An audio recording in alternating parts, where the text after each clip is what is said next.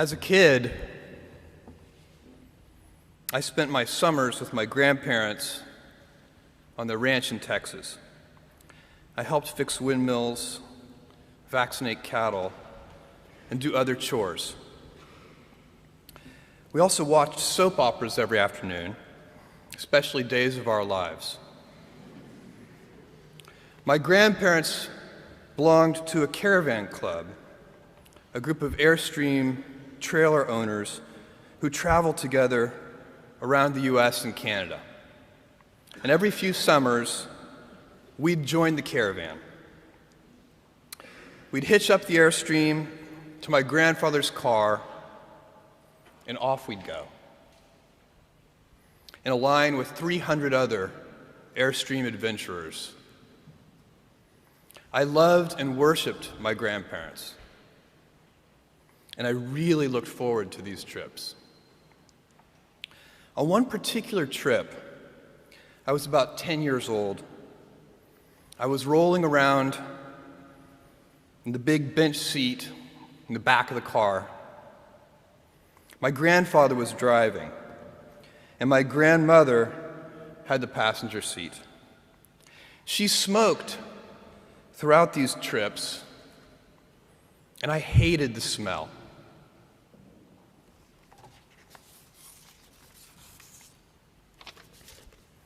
At that age, I'd take any excuse to make estimates and do minor arithmetic.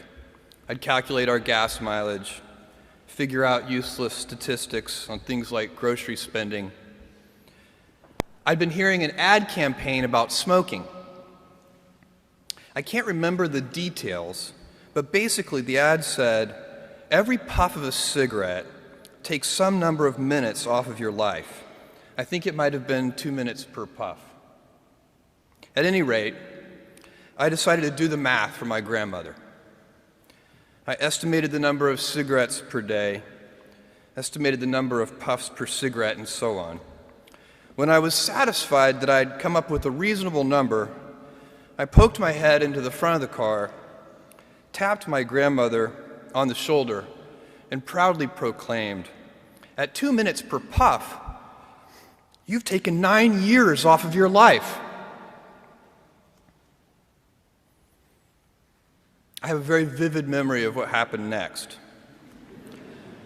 and it was not what I had expected. I expected to be applauded for my cleverness and my arithmetic skills. "Jeff, you're so smart. You had to have made some tricky estimates. Figure out the number of minutes in a year and do some division." That's not what happened. Instead, my grandmother burst into tears.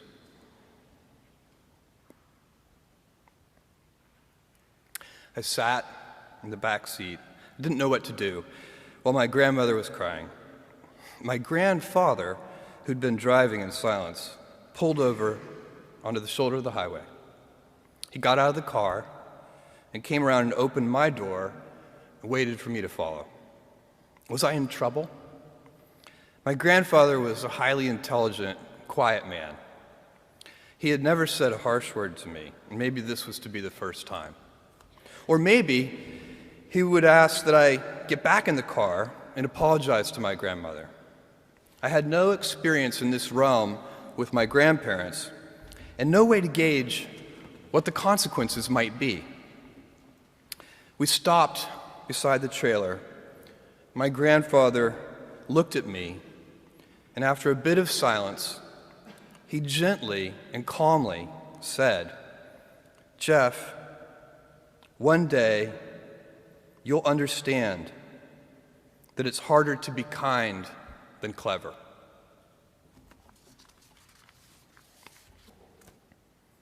What I want to talk to you about today is the difference between gifts and choices. Cleverness is a gift. Kindness is a choice. Gifts are easy. They're given, after all. Choices can be hard. You can seduce yourself with your gifts if you're not careful, and if you do, it'll probably be to the detriment of your choices. This is a group with many gifts. I'm sure one of your gifts is the gift of a smart and capable brain. I'm confident that's the case because admission is competitive. And if there weren't some signs that you're clever, the dean of admissions wouldn't have let you in. Your smarts will come in handy because you will travel in a land of marvels. We humans, plodding as we are, will astonish ourselves. We'll invent ways to generate clean energy, and a lot of it.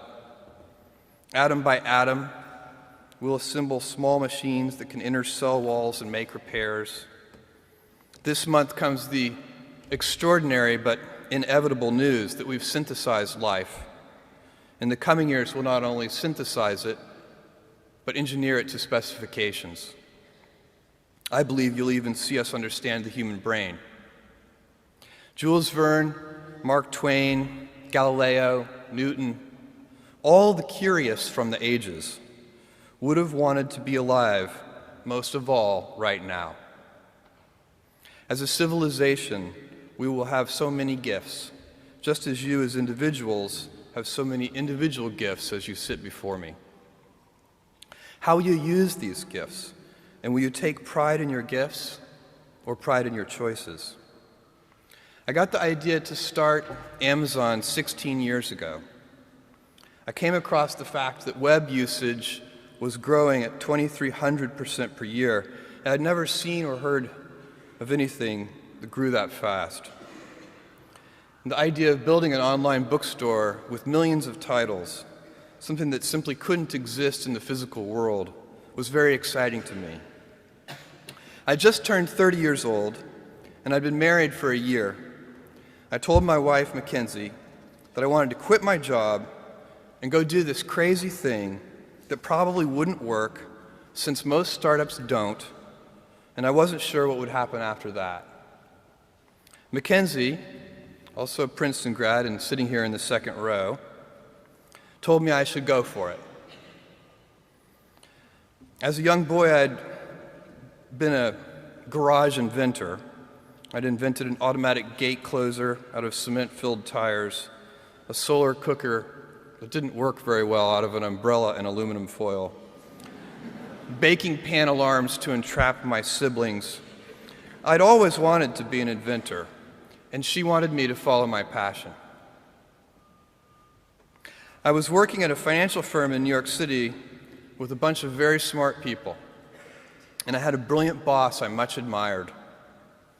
I went to my boss and told him I was going to start a company selling books on the internet.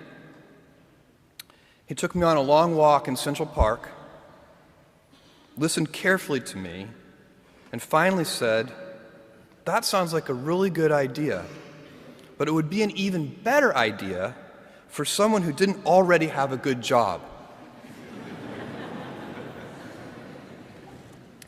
That logic made some sense to me, and he convinced me to think about it for 48 hours before making a final decision. Seen in that light, it really was a difficult choice, but ultimately, I decided I had to give it a shot. I didn't think I'd regret trying and failing, and I suspected I would always be haunted by a decision to not try at all. After much consideration, I took the less safe path to follow my passion, and I'm proud of that choice. Tomorrow, in a very real sense, your life, the life you author from scratch on your own, begins. How will you use your gifts? What choices will you make? Will inertia be your guide, or will you follow your passions? Will you follow dogma, or will you be original? Will you choose a life of ease, or a life of service and adventure? Will you wilt under criticism, or will you follow your convictions? Will you bluff it out when you're wrong, or will you apologize? Will you guard your heart against rejection, or will you act when you fall in love? Will you play it safe, or will you be a little bit swashbuckling? When it's tough, will you give up, or will you be relentless? Will you be a cynic, or will you be a builder? Will you be clever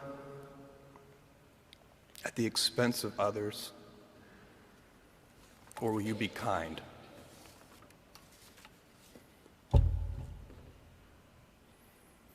I will hazard a prediction. When you are 80 years old, and in a quiet moment of reflection, narrating for only yourself the most personal version of your life story, the telling that will be most compact and meaningful will be the series of choices you have made. In the end, we are our choices. Build yourself a great story.